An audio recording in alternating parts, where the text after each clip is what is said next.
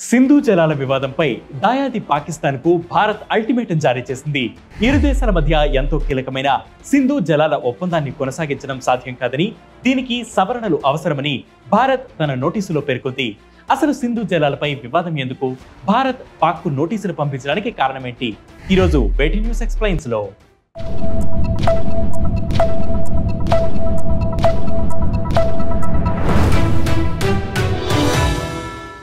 టిబెట్లోని కైలాస పర్వత శ్రేణిలో ఉద్భవించిన సింధు నది 4 దేశాల మీదుగా ప్రవహిస్తుంది. పాకిస్తాన్లో 47%, భారత్లో 39%, చైనాలో 8%, ఆఫ్ఘనిస్తాన్లో 6% ఉంటుంది.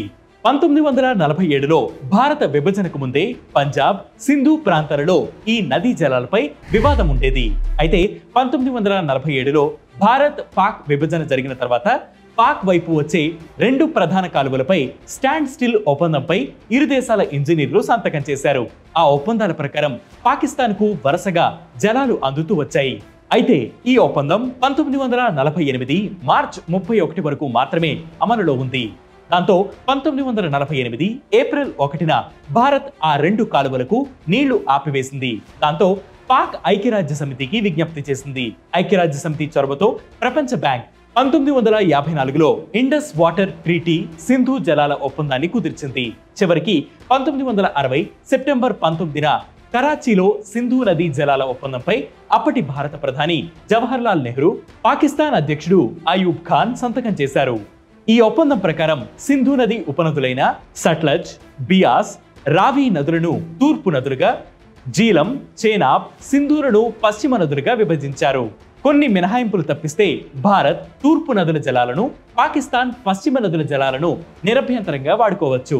అయితే జల విద్యుత్, వ్యవసాయం వంటి అవసరాలకు పశ్చిమ నదుల్లో కొన్ని పరిమిత జలాలను ఉపయోగించుకునే హక్కు భారత్కు ఉంది.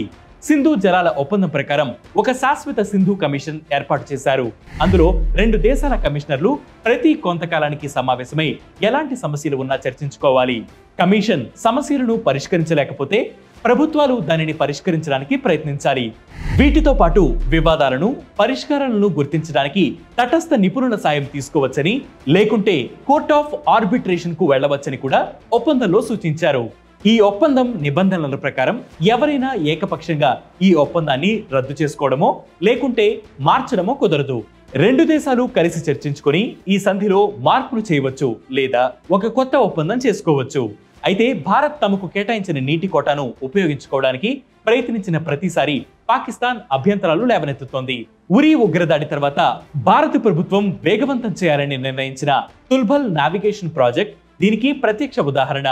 2017 నుంచి 2022 మధ్య జరిగిన శాశ్వత సింధు కమిషన్ సమావేశాల్లో సందర్భంగా ఈ సమస్యను చర్చించడానికి పాకిస్తాన్ నిరాకరించింది. అయితే ఈ ఒప్పందాన్ని సవరించాలని కోరుతూ భారత్ 2023 జనవరిలో పాకిస్తాన్కు నోటీసులు కూడా పంపింది. కానీ పాక్ స్పందించలేదు.